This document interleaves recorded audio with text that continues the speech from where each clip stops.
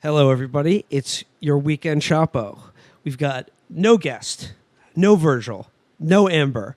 It's Chapo. Classic, classic, classic. It's me, Will Menaker. Joining me, as always, Felix Peterman. Hello, everybody. Matt Chrisman. Hi. And we got, of course, Brendan James on the ones and the twos. Hello. Classic, classic, classic. OG Chapo. Coming at you live and direct from a scorching New York City in late September. Not having it. Not Dude. fucking having it. Can it be flannel weather already? Just something. This fucking sucks. Just a heads up to anybody in New York who might see me walking the streets and be alarmed by the giant dark circles under on my shirt. It's not sweat. It's drool. I'm fine. I have been the pit stain kid. When we were at the premiere Thursday, I was sweating everywhere. It was cool. It's a sign of a healthy, functioning body. Oh yeah! Shout out to our new friend Neo Yokio. That's right. No bullshit. While we were watching the premiere of Neo Yokio, like within the first minute of it, Catherine did tap me on the shoulder and whisper, "That's Neo Yokio."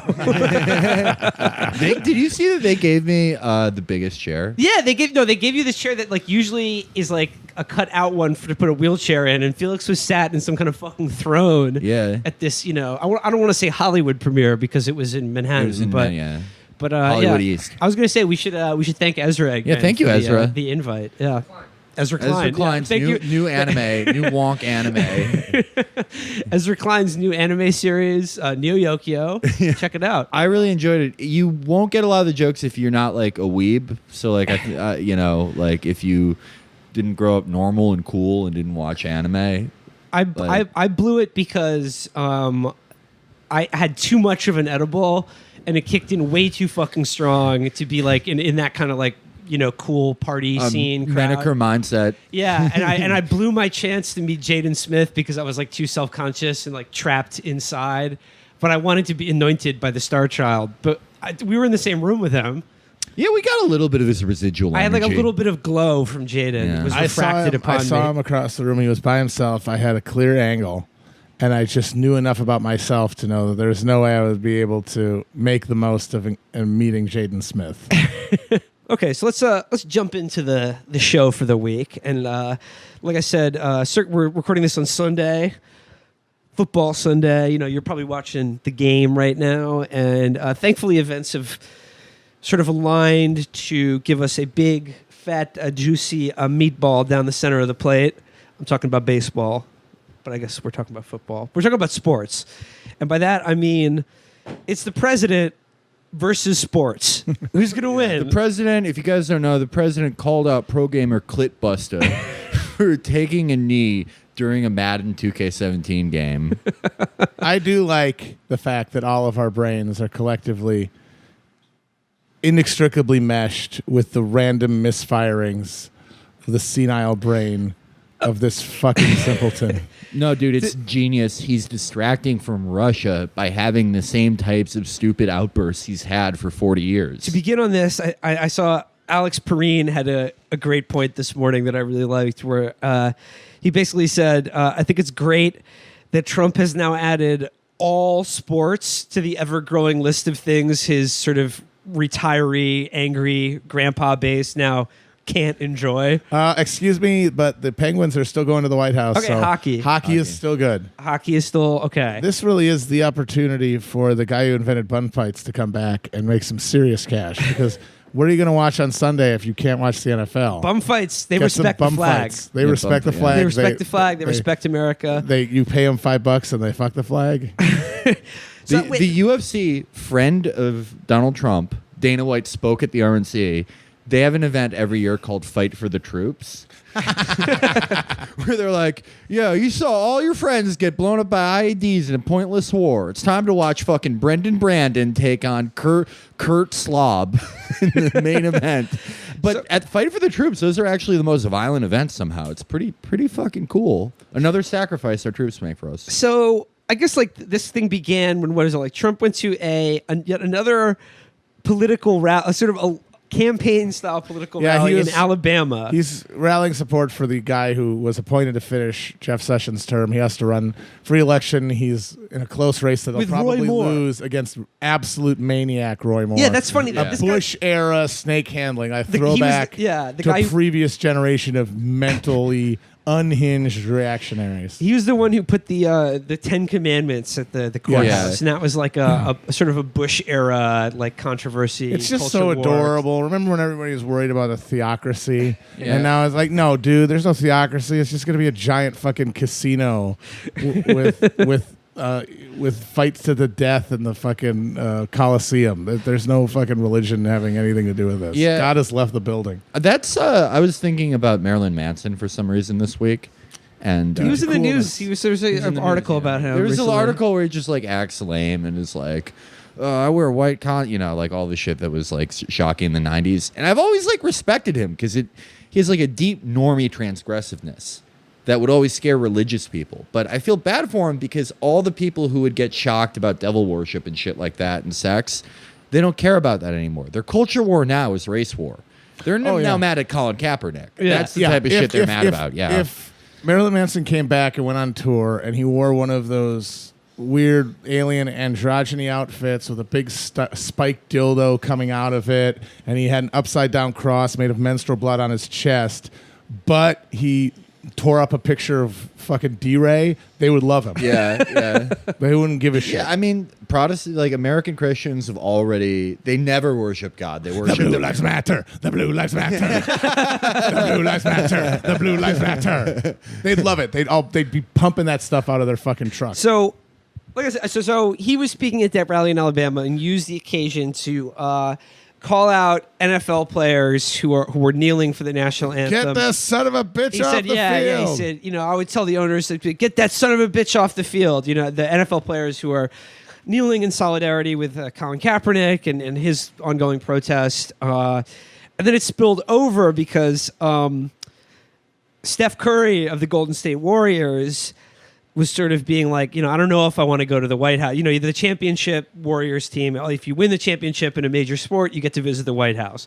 Now, a lot of athletes are like, do we really want to go visit Donald Trump's White House?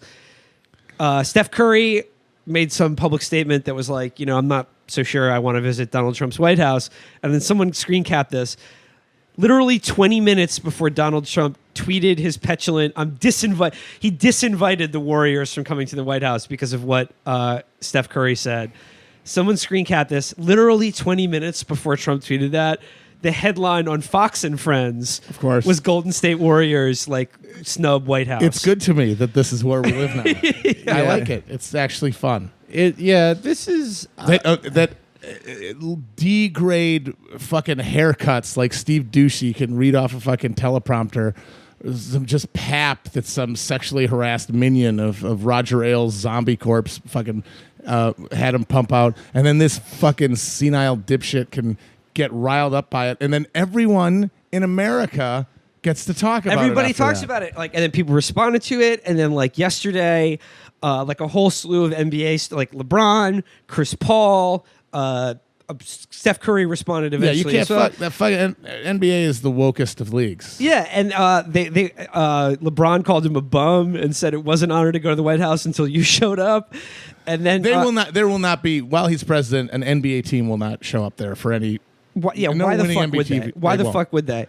I think the Steelers today all stayed in the locker room for the national anthem. So clearly, more and more players. Well, that was an to attempt. this. That was an attempt by the coach to avoid anybody kneeling. Yeah. Oh, really? But then this one fucking dipshit who's a lineman and was a troop came out and stood there by himself. Okay. I was in the collateral murder video. You will not make me kneel. Ben, stop kneeling. And then Ben Roethlisberger's like, I was only kneeling because I dropped a hamburger.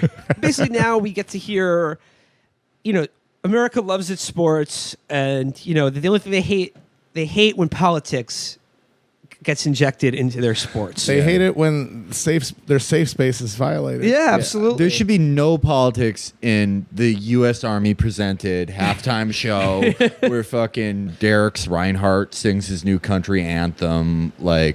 What if God was a troop? Yeah, what if God was a troop? And then they fly a B-2 bomber over the stadium. I'm going to treat my daughter's boyfriend like an Arab, like all those hit songs When Tom Brady that are retires, apolitical. the next Patriots quarterback is going to be a Predator drone. I think like Matt talked about how just sort of degrading this all is for us, but I do feel bad. It's funny. It's like, you know it's funny, but it's like I feel bad. It's for like we're a 300 million person long human centipede that got stitched back together, and so it's a big circle, and then the shit just shoots through it like the Large Hadron Collider until it reaches a fucking supernova, and it creates a black hole of stupidity, idiocy. of just absolute that all idiocy. No light can fucking escape. To that point, Kaepernick started doing this because of police brutality against black people, and now because Trump has made this about him, every fucking lame piece of shit who yelled at Kaepernick for not voting, for taking a very firm stance about issues of racism, systemic racism of police. And not willing to just knuckle under to the Democratic Party line. And, Now they're like, let's all kneel. And now it's about Trump. Now kneeling is about Trump, even though it was supposed to be about this specific issue. That is how this just idiot spectacle machinery we have now works. You have somebody in Kaepernick who wanted to draw attention to systematic racial apartheid being enforced by the law across this country, just as something that's deeply embedded in the fabric of everything that makes America what it is, from our fucking housing and income distribution and incarceration. It flows from this white supremacist framework that is reinforced first and foremost by the police. And he's trying to call attention to that. And of course, because it's a criticism of America and its deepest, ideas about itself, Chud dipshits all decide that it's about the flag and the troops. And of course, they're right in a way because they're all part of the same fabric. It's all part of the same, military, police, shit hell empire. But of course, they turn of which the NFL is like our civic pride, like expression. It's the civic, recreational, alienated version of all of our worst martial attributes. Yeah, absolutely. And so they decide it's about troops in the flag. And weird racial hierarchy, and of too. course, yes. Yeah. Oh, God, they do love the draft days, and they love the combine. Should have drafted Dan Quinn. Combine. Dan Quinn would have ended apartheid. He's the fastest white boy ever. He was black boy trapped in white skin. Yeah. Dan Quinn, if the NFL had drafted, if they hadn't listened to Lucifer Lou and drafted Dan Quinn, he would have ended racism by proving that a white boy can run faster than any black guy. Everyone in the NFL right now would be performing the violin, and Donald Trump would step down. He would be like triple-digit orgasms. I've never seen How that. much, though, do you think these NFL fans who love every element of scouting and drafting would love to go to the combine with calipers? Oh, yeah. So there's all this, everything shitty about America is turned into a spectacle that we can enjoy where it's all played out in sort of a simulated version. And so they get mad, but they get mad at this disrespect for the symbolic level. And of course, Trump then, who was elected by these people not to build a wall, not to stop ISIS, not to make America great again. He was elected by these people in order to yell at the football players who are being spoiled and ungrateful. That's why they elected him. Because politics is divorced from actual people's lives. It's all resentment. It's all spectacle, and it's all seeing your enemies made mad and seeing your views affirmed by some asshole who you saw on TV. So then it goes Trump, and then what does everyone else do? People who maybe were made uncomfortable by the implications of Kaepernick's protests, they decide, well, it's about this guy. And at every level, it's get further and further abstracted. It abstracts to the flag and the troops, and then it gets extracted further to fucking Trump, and now it's just another fucking partisan issue that is easily sorted by which fucking team you think you're a member of. And all the while, the actual systemic racial hierarchy enforced at the point of a gun goes undiscussed. This is something that like Ricky Rawls has talked about, how in America no social movement is allowed to just be about its issue.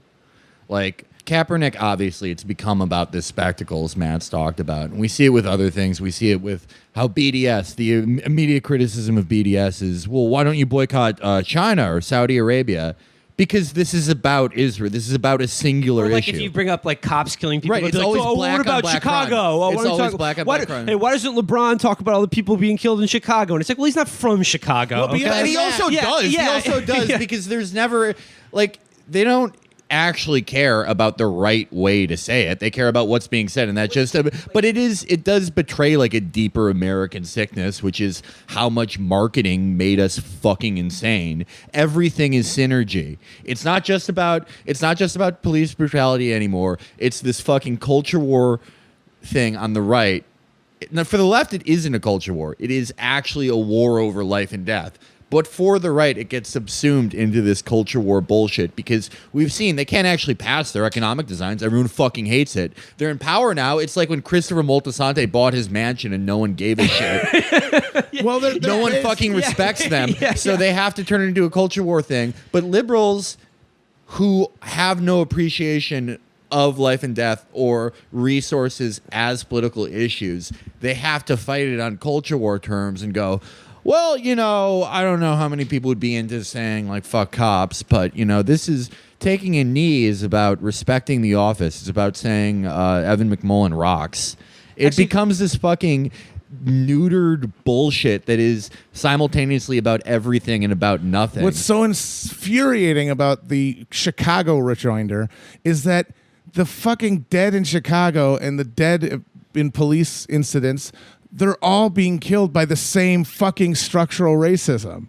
They're both victims of the same foundational inscribed racial hierarchy. I mean, the city of fucking Chicago was literally built in order to cage its black population, and the legacy of that is the violence in the streets. And these fucking dipshits want to point out like that's some sort of undermining a case against police abuse, when the police abuse is what fosters the sort of just social decay that leads to violence in Chicago. But no, just to pick up on what you said about how like politics is divorced from outcomes and it is just spectacle and resentment, and Felix, what you said about how like the right has to make everything into like a culture war issue because people hate their actual politics, and that the issues that they despise aren't really about a culture war. They're about, for instance, police just killing people and getting away with it over and over again.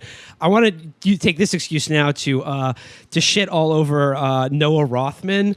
And, someone who doesn't do identity politics at all, like no culture war shit in Commentary Magazine, which is read by 1,000 dying Zionists on the Upper East Side. You fucking cunt. Yeah. I Die. So like he in his own way tries to make the point you guys are, but fucks up badly because he has the brain worms. Because it's essentially his point of view is so diseased he can't actually make. Like he's grasping at what we're trying to talk about here about how politics is stalled out and doesn't work, and we are stuck in this kind of idiotic culture war. But like he, of course, tries to make it like, both sides are just why don't we do some real politics? So I just want to read Noah Rothman here. He says, this is speaking about the take a knee protests and all that. And this is him attempting to like make a higher intellectual point. And he says, the best part of this inane culture war is both sides appear pretty convinced that they can win and are intent on testing their theory. Trump voters think the left is attacking the flag. The left thinks Trump is going after athletes. Both think they have the high ground. Okay. Trump actually is going after the athletes. He called them literally sons of bitches. Yeah. Then he says, but neither on the activist side seem to have given a thought to the collateral damage from their ego-driven feud. Yeah, that's it. Kaepernick and like the people, this is ego for them. Yeah, I hate it I hate it, black people hate experiencing ego death when cops murder and harass Like them. Kaepernick, who literally is not employed now anymore because of the political stance he took. But you know who never does resentment-based, like ID politics? Commentary Magazine. Commentary Magazine would never write 5 billion fucking articles about how Rachel Ray wore something that looked like a kafaya in a Dunkin' Donuts ad. They would never like pull their hair out because John Podhoretz writes movie reviews for them that just literally reviews every movie about whether or not they made him mad as an overweight, oafish conservative They're like, this movie portrayed a large, sweaty, bald man in a negative light, and this is the way Hollywood thinks about me. You know, another insult. That guy must hate the Coens, then, because that's literally every one of their films. Why can't Channing Tatum gain twice the amount of weight that De Niro gained for Raging Bull and defy de Blasio's order not to go outside because he's too fat for a snowstorm? Can we go through the commentary? I will. Can we go through the commentary archives to find the stuff from the early 90s? Because I'm pretty convinced they had an article about if the Noid was anti-Semitic. We're all going to take a knee during shuffleboard to protest the Noid. Rothman continues, though. He says, culture wars aren't won. No, he says, culture wars aren't won. They go on forever. We're still talking about Jane Fonda. Still exists. He says, we're still talking about Jane Fonda, for Pete's sake. No. You old fuck! Nobody No one talks about Jane Fonda except for John Bedoritz and every other old egg-shaped decaying oaf that you hang out with. He says, for Pete's sake, proxy fighting when real politics stalls. This isn't politics, it's identity. But passion makes it feel like politics. It's a substitute for genuine civic engagement. So go ahead, be a culture warrior. But it's the lowest form of civic expression. It makes the country dumber and more factious. Okay, and what I want to point out here is I think this gets to this larger point about like for this specific type of right winger who thinks himself sort of better than Trump. In this situation, what he does is like to make everything a culture war, like a both sides issue. Like when they sense they're losing a culture war, which they definitely are now, they try to make culture war seem frivolous and dumb. But when they have a chance to win it, they'll push it as hard as they fucking can. And like also classifying everything outside your specific interest as identity politics or low politics. For Commentary Magazine, the only politics that really counts for them is, can we start a war with Iran now, or do we have to wait another 4 years? Yeah, I mean, like that is high politics for them, and it of course has nothing to do with identity or anything like that. Well, that's why they love the term national security, because it's a very removed antiseptic term for what really is endless war for the perpetuation of empire. In securing the nation, we're all in agreement that the nation must be secure. That's not a partisan issue. Yeah, you don't want your children to die, do you? Yeah, exactly. Make a protest against a specific thing, which is police violence against black communities in this country, and make that on par with some fucking rube asshole who's still mad about Jane Fonda and the flag, which, let's be honest, could not be more symbolic and identity-based, getting mad about the fucking flag on a football game. Well, this is such a perfect cap to just this dialectic of idiocy that we've been trapped in for the last 2 years, that the right has spent the first 8 months of Trump's term deciding that their issues were defending free expression against censorious prudes, and that they were going to be the avatars of free debate and ideas in the public square, and not allowing people's feelings to get in the way of the important political dialogues we need to have. And instantly, all it took was for the twitching glob of fat between this idiot's ears to throw out a couple of tweets, and it's now, you know what? If you're employed and you do a protest against our flag, you should be shot out of a cannon. And I don't want to see that on my TV. It makes me sad, and that there should be a law against me being sad if my preferred television program is in any way offensive to me. This is why you should never play these people's games, because, you know, the far right perspective is Trump's thing, like fire everyone who kneeled because it's disrespectful to the flag. But then the sort of center right position is like the Ben's ass Joe Scarborough position, where it's like, you know, that's insulting to veterans, but they shouldn't be fired. And it's like, there's never going to be a right way to do this. We should have never fucking picked up the mantle in 2003 of like, well, we're against the war, we support the troops. No one was saying that they didn't support the fucking troops to begin with. It was just something they brought up to impose conditions on opposition. They always do this. Never, the moment that you let them fucking put confines on what your opposition is, you've already fucking lost. Fuck the flag. Fuck disrespecting whoever by kneeling. It doesn't fucking matter. It's never going to be enough. Why are you just fucking do it. Why are you standing up for the fucking national anthem before a football game anyway? Why are you even doing that? Why is that a thing? Yeah, you know what? Do it before you do everything, you fucking fat piece of shit. 50-year-long great tradition that started when fathers were taking Valium to avoid their kids so they could grow up to be shitty Gen Xers who write these articles. We should have to stand for the national anthem before a movie starts. They do that in India. Really? Yes. Modi brought that in.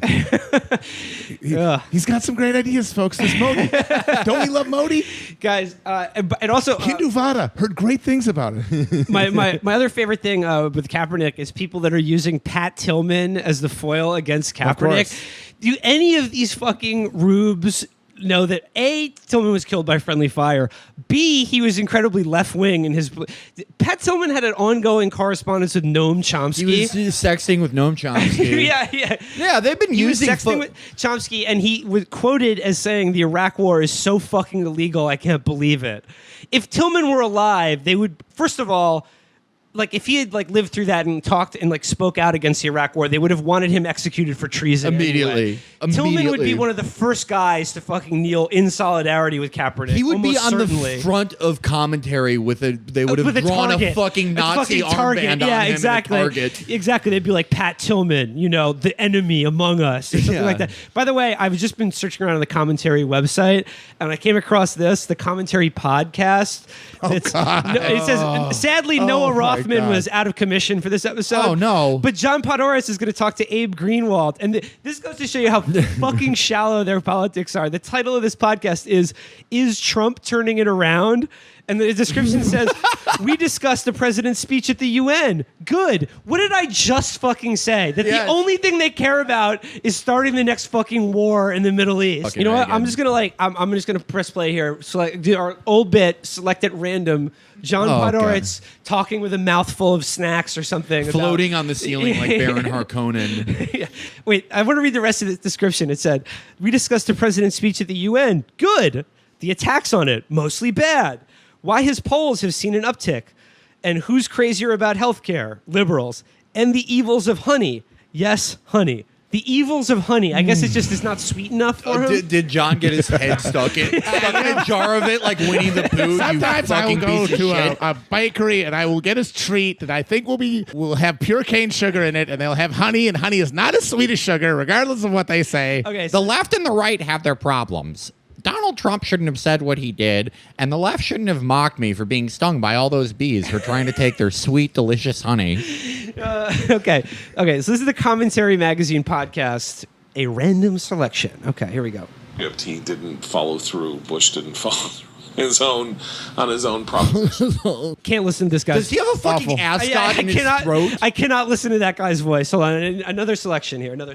Say something. Political, what Jim Acosta said about you, constantly digging at him, flaring him up, getting his, and so clearly Kelly's whole project has been to lower the temperature in the Oval Office and to...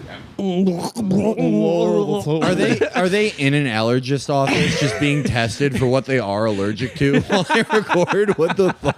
And what was the date on that one when he's talking through a sock over his fucking nose? September 20th, 2017. Okay, so he's still on the big general made Trump smart. Yeah. Even now, when he threatened to murder 23 million Koreans every time he takes a shit. Yeah, but they like that though. That's they love smart that. to them. They love that. And John Kelly, who just a man doing his job, following Trump to Alabama to campaign with him, just the honorable general. Speaking of the Korea thing, everybody's been all we've been fucking talking about, because this is all we can talk about now, because we genuinely live in hell. We are in hell. Like, either we all died in a solar flare and we're in a collective Jungian, post-life state where we're just destroying ourselves for eternity. We died at the election night or show. we are simulations being tormented by a mad and sadistic by god. Rocco's basilisk. Matt Rogan, baby. It might be Rocco's basilisk. So all we've been talking about is fucking these Trump tweets about Kaepernick and about the NFL. I want to read 3 tweets in a row that he did last night. Roger Goodell of NFL just put out a statement trying to justify the total disrespect certain players show to our country. Tell them to stand. All right? Next tweet. Just heard Foreign Minister of North Korea speak at UN. If he echoes thoughts of Little Rocket Man, they won't be around much longer. Next. If NFL fans refuse to go to games until players stop disrespecting our flag and country, you will see change take place fast. Fire or suspend. He took a break in the middle of bitching about the fucking protests in the fucking NFL to threaten to kill everyone in the Korean Peninsula. Woo! Normal man. I've mostly tuned out the dramatically frightening escalation of tensions in North Korea. Well, I mean, the thing about it is I don't know whether to take it seriously. It is kind of scary because the way we've brilliantly structured nuclear response is that even though it is not in any interest of capital, either globally or specifically American, to have a war with North Korea, there's no gain for it. It's not something that any segment of the ruling class has any interest in seeing happen. But because we've created a system where the discretion to use nuclear weapons is really in one man's hands, it's not insane to worry that this idiot will kill us all. Some people are like, there's no way the generals would obey the orders, but they have these ingrained ideas about, the mission and all that. We don't know. But for the most part, Korea shit is like the easiest way, if you're a president, to just get everybody to not talk about whatever you're doing. Whether it's the healthcare bill falling apart or the fact that our biggest dependency in the Caribbean is without power for 6 months and basically has its infrastructure completely destroyed on the heels of a structural adjustment program that had already basically destroyed its economy. You can shake the fucking stick at Rocket Man and everyone will take a breath. So I think we don't have to worry about too much, but it is the cavalierness of it. Considering the power at his disposal is disturbing. Even if it's all bluster, it really does mean that he doesn't understand what his position means. And of course he doesn't, but seeing it so starkly displayed is kind of chilling. The Korea thing does scare me to an extent because it's the most explicit case of America as a mafia enforcement racket, where it's like the one thing that'll keep us from going into your country, reneging on any deal that we made. We'll always renege on the deals, but the thing that will keep us from airstriking your palace and turning your country tearing it into shreds is you having a nuke. And I think that they know that people know this, that like the only real insurance you have against America is having a nuclear weapon. Like it didn't matter what Gaddafi did. We still fucking... Gaddafi never even tried to have He never even tried to get a nuke. Maybe you can make a deal like Iran did, which there looks like they're going to tear up. I bet they wish they had a fucking ICBM.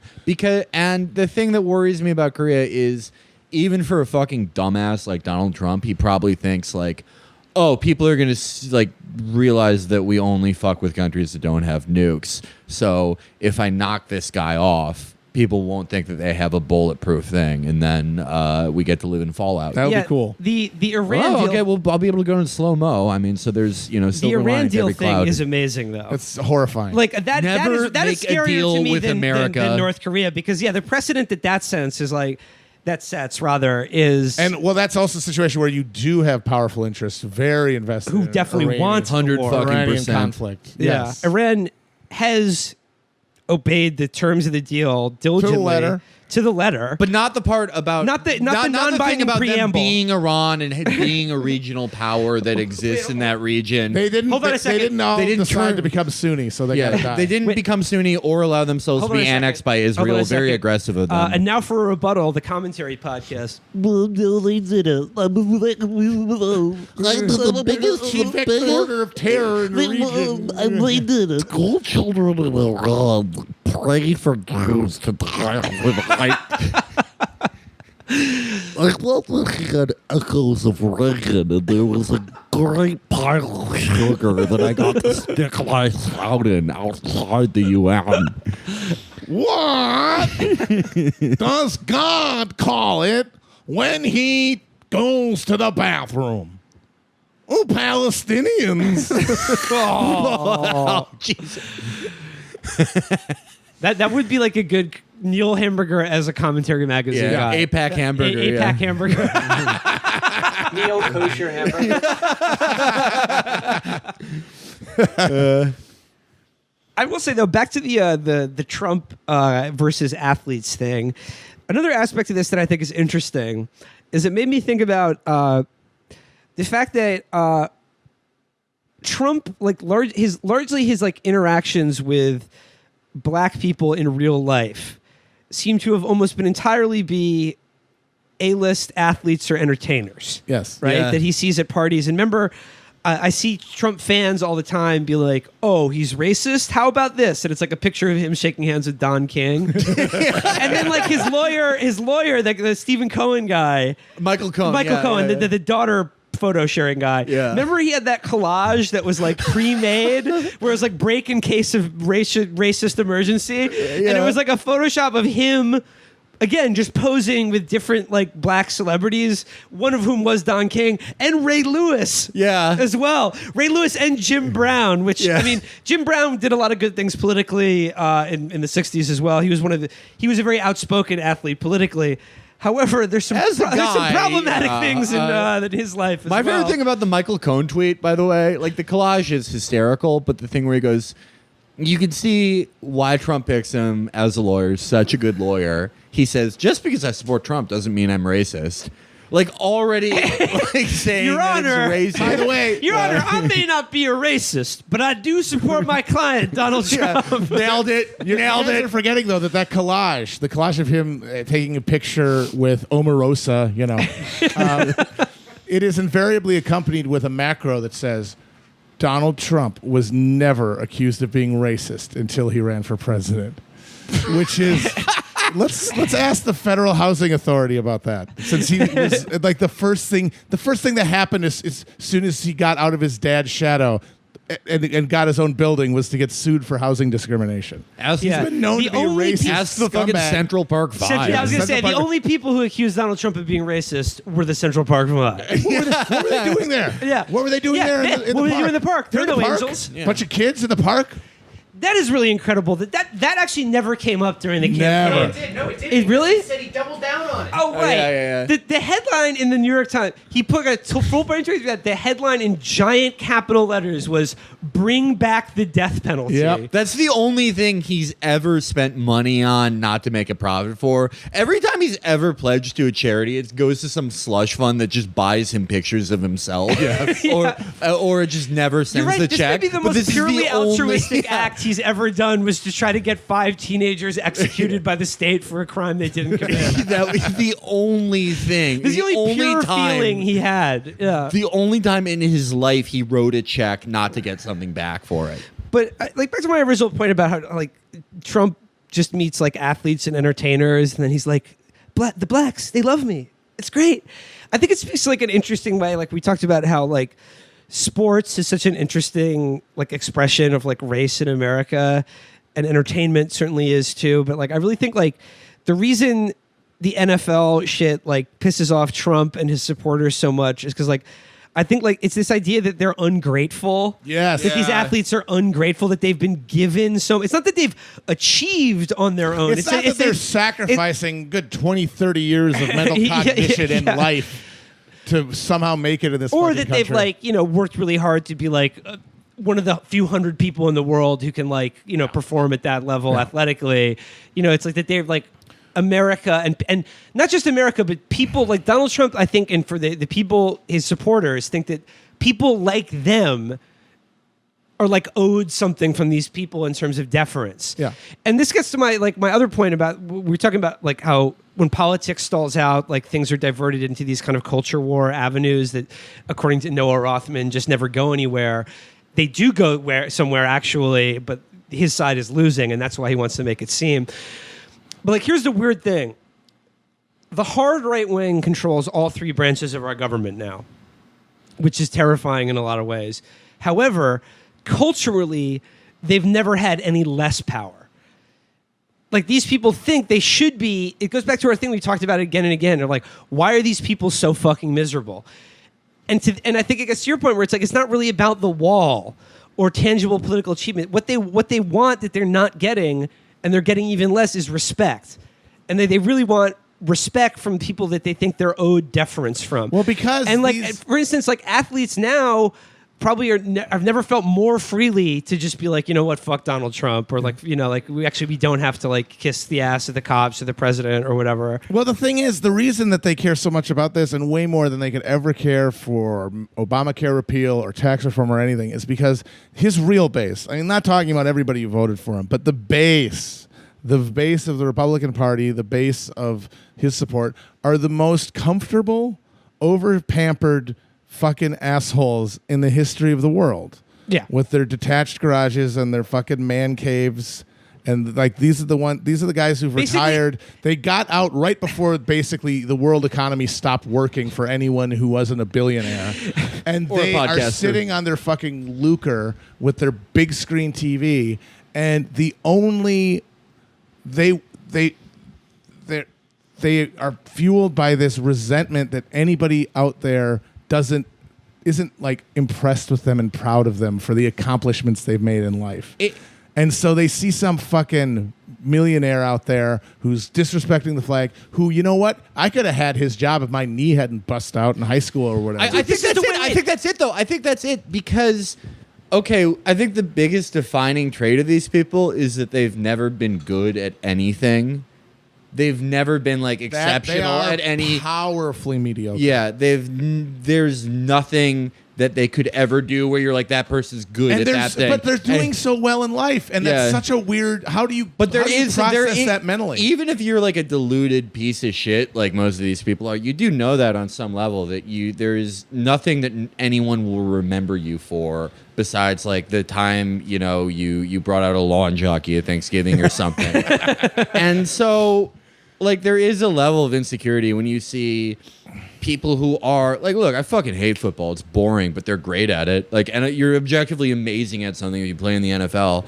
For people who aren't just amazing at something, but are outspoken against their view of the world, it strikes at this deep fear in them, like what Matt has talked about, that they don't deserve their level of comfort.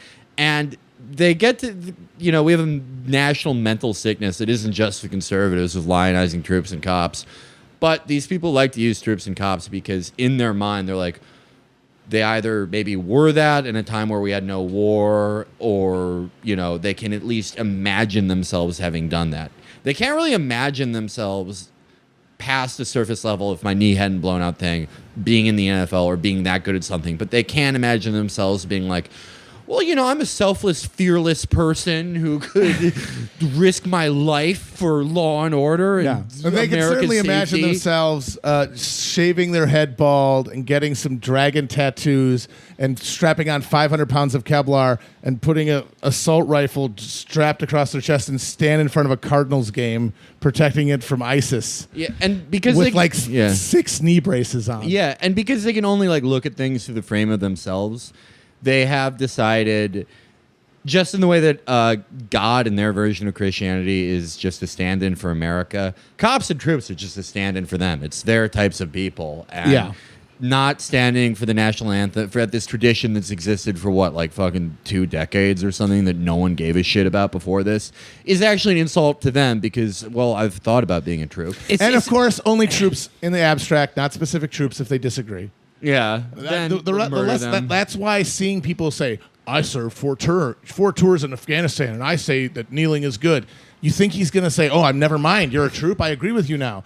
I mean, one of my signal memories from the Bush era and really crystallized the idea that how much of this is just tribalism and has nothing to do with any real respect for these categories as individuals, is when that guy at the Rumsfeld press conference, when he went to visit the troops after the invasion of Iraq, this guy, he was a troop. Yeah. Invaded, tip of the spear to invade Iraq. Got up and said, Mr. Secretary, we have inadequate armor on these Humvees. We're very vulnerable driving around on these streets. We need better material. And that's when he had that amazing, you go to war with the army you have line. But the entire right-wing blogosphere said, someone strap him to the front of a fucking Humvee and put it through Fallujah. Yeah. You can't fucking coward. By the way, probably vast majority of deaths and maimings in Iraq was due to the fact that a Humvee is like a fucking soda can to an IED in the streets of Baghdad or wherever. and they had to, and they were reduced to like jerry rigging their own army. Yeah, because they were in an army built by Team B dumbasses who jacked off every night 30 years, Because imagining that they'd be Rumsfeld- fighting over Poland with Russia. Yeah, and then they with the went to Warsaw war. Pact countries. Yeah, then Well, they yeah. went into asymmetrical warfare. But it's like, yeah, the point is you can't fucking out-logic these people and go, well, you like the troops? They said this. They don't give a shit. They don't fucking give a shit. They're just resentful pieces of shit, and you just have to wait for them to die. I'm sorry. That's it. Help them along. Use a pillow. Well, it's if earlier you talked about how like these are all high school athletes who were like, wasn't for my knee, I'd be. Trump believes that about himself. Yes. He said, remember when he Yes, said their the best avatar. baseball player ever in New He York. said, I was one of the best baseball players in New York City as a kid. I assume there were no Dominicans in New York City at that time. But check this out. I found this tweet the other day, and it is so fucking we talk about the real base of Trump support. This is this MAGA asshole who's this young guy who's CEO of Montgomery Assets. Yeah, I work for He's a- Enterprise. He's a fixed income / rates trader, Trumponomics Me too, dude. expert, an executive editor. Trumponomics. Trumponomics I am an expert. expert on a made-up thing. An executive editor at offendedamerica.com. And then he says, for those saying real Donald Trump doesn't know sports, he was almost a pro baseball player and has perfect NBA shot form. Eric Trump is a scout. What? And he has a Does he mean a scout has a for the little Elite picture Express? of them sitting at the courtside just like pretending to take a shot. And it's dog shit. Yeah, his his form is terrible, shit. dude. He'd brick everything doing that. Yeah, just one of the weirdest shaped people who seems terrified descending, not even stairs, just like things in an incline. Yo, like someone- that. oh, Yeah, he had to hold Theresa May's hand because Yeah. they were going I downstairs. saw an Super amazing- athlete Theresa May. I saw an amazing series of photos of him yesterday of Trump playing beach volleyball with mom jeans and socks, wearing socks on the beach. My God, it's like the Kennedys at Ionissport. He acts like a stupid child. Like that's what a bad child would do. They would wear their socks at the beach and get sand in the car. But he was like 63 when he They did will this. love, and that is why they will love him more than they've ever loved a politician. And they will, no matter what he does, they will support him because nothing to do with policy. He is them, and that is everything that society based around consumption and marketing tells you should want. You should want your preferences and personal attitudes reflected back to you in media.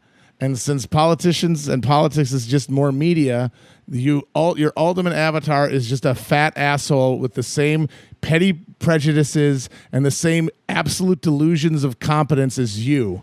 I think we're finally done talking about her for a while, but we see that this is a just general national sickness, and that people do this with Hillary too. Absolutely. People do this with Hillary. They did it with Obama like crazy. Who is the fucking, was it like Dr. Vox or someone who was like, what if Obama came out there and said, shit, motherfucker, don't hack our elections, bitch? And it was like, when has he ever talked like that? What the fuck is wrong with you? The Trump people want their own grotesque, burbling visages embodied in politics, and the Obama worshippers, they wanted a cool black friend who'd make them feel authentic and awesome. And by the way, okay, it so speaks like to the fact that it's all spectacle, because like most of these grinding horrible issues would be the same with any of these people in charge. I'm not.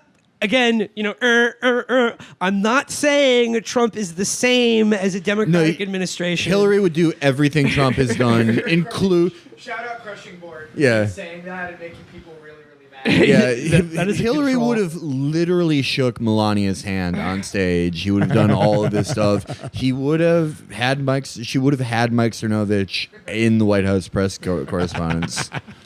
But She's for done all of that. Back to the original issue here, police brutality. What's that? What are we talking about? Flags? What are we talking about? Talking about hip hop thugs disrespecting our nation. Neil, if you respect Leon Panetta.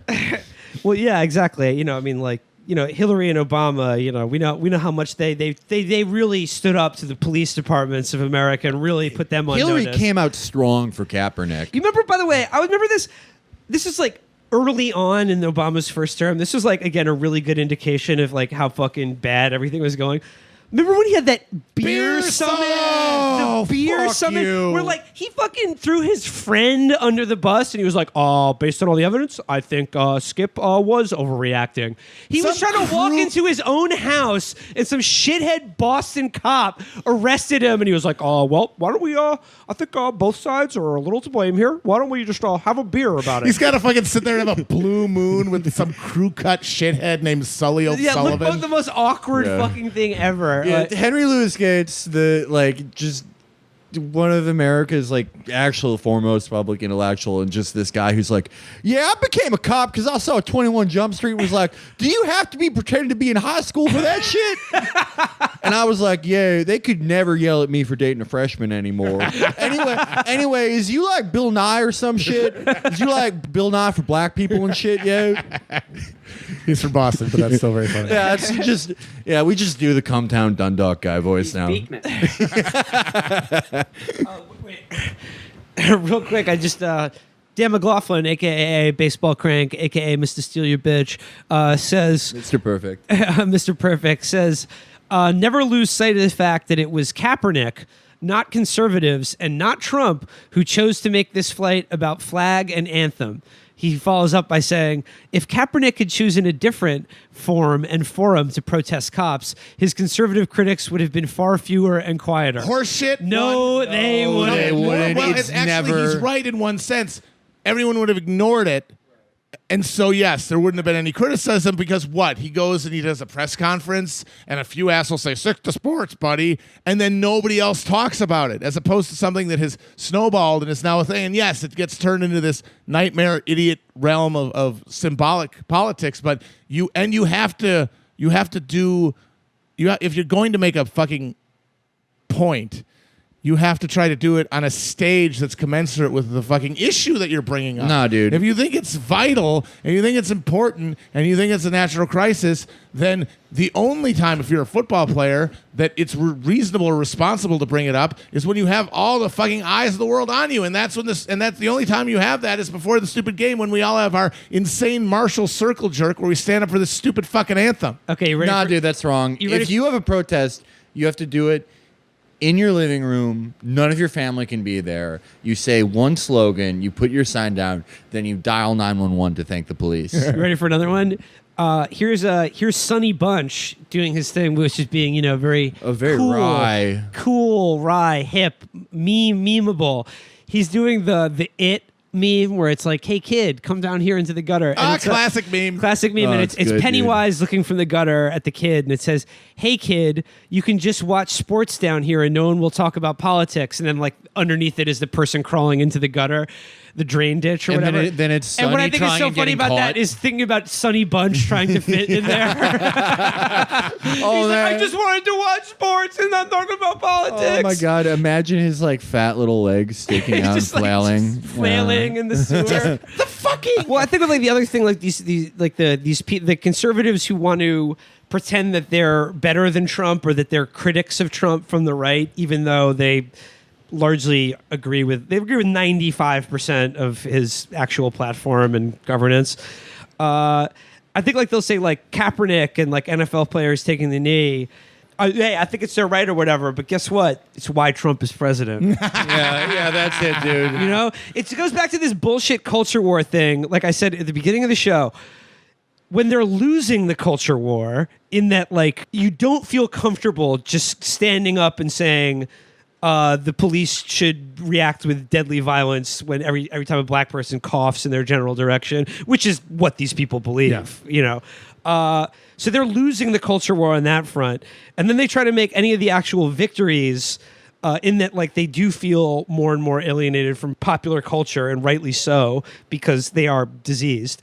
They try to make that be like, oh, please don't throw me in the briar patch. Please don't continue to advocate for the things that you believe in or protest, unjust authority in any way, please don't do that. You'll only make us stronger. It's like, no, fuck you, bitch. Yeah, Nobody believes that shit. And like when they're winning on a culture war thing, they would never ever say, oh, well, this is why Obama was president. You see, we went too far with our insane reactionary agenda that most of the country is disgusted with us. That's why Obama's president. Yeah. No, they never, when they appoint the next member of Opus Dei to the Supreme Court and they like overturn Roe v. Wade and there's a huge reaction against that and they're kicked out of office, they will never ever say. They'll blame Jimmy Fallon. They'll blame Jimmy Kimmel. Yeah. No one ever has a Bob Kerry moment with how they conducted themselves during the Battle of the Dixie Chicks. By the way, I fucking hate standing at the fucking national anthem at baseball games. I try to not be in my seat so I don't have to do it.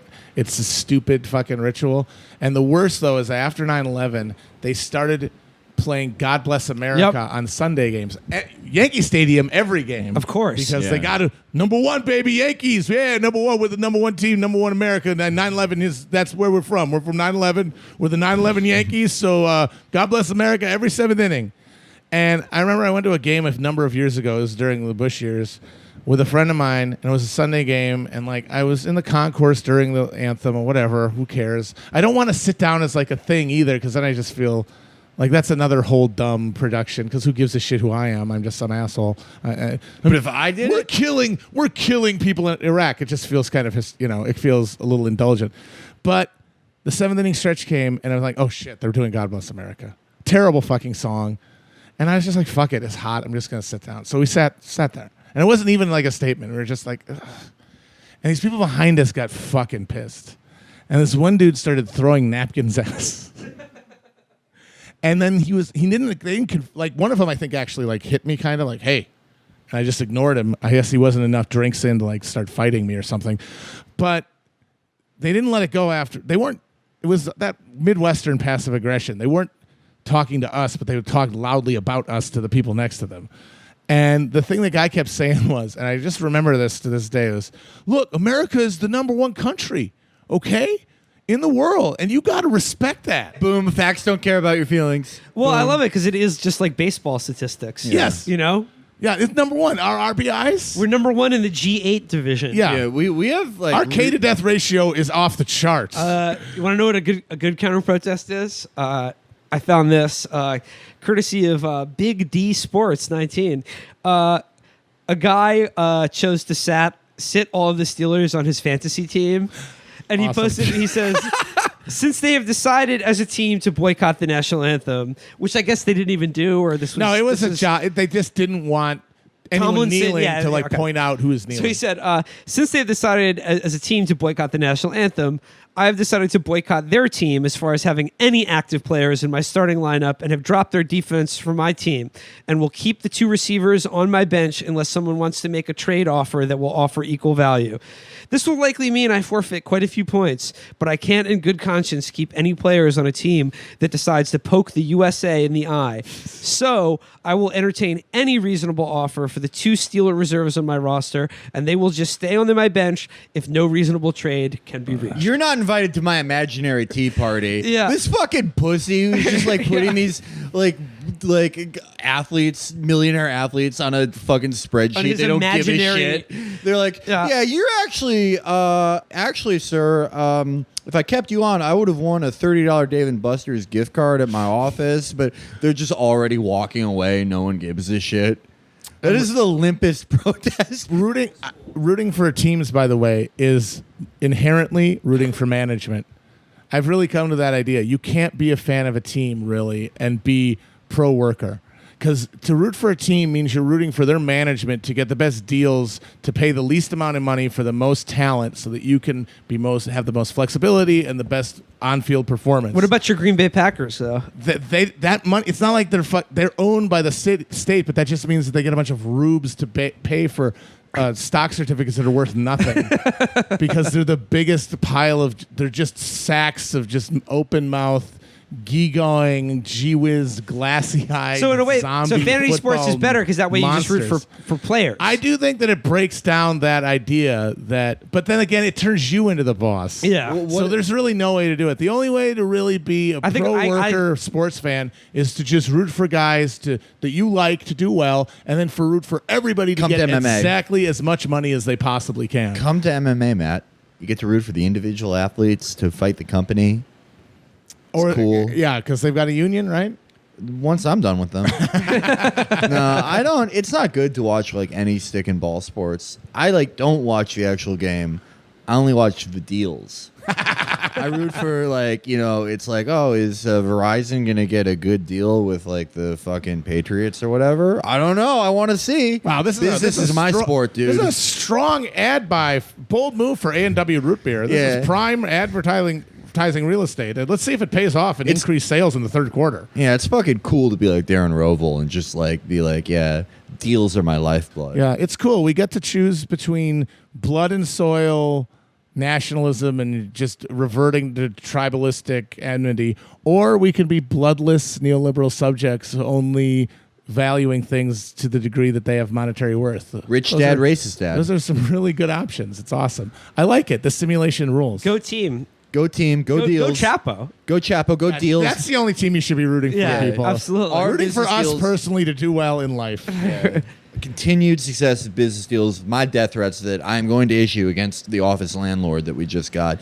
We have not gotten our fucking buzzer. They gave us the wrong ISP. This is not satire. I'm coming into your fucking office. Cut here. I was going to say, though, Chapo used to be good, but it's too political now. Only one Noid mention in 90 minutes. All right. Till next time, guys. Next time. Bye-bye. Bye-bye.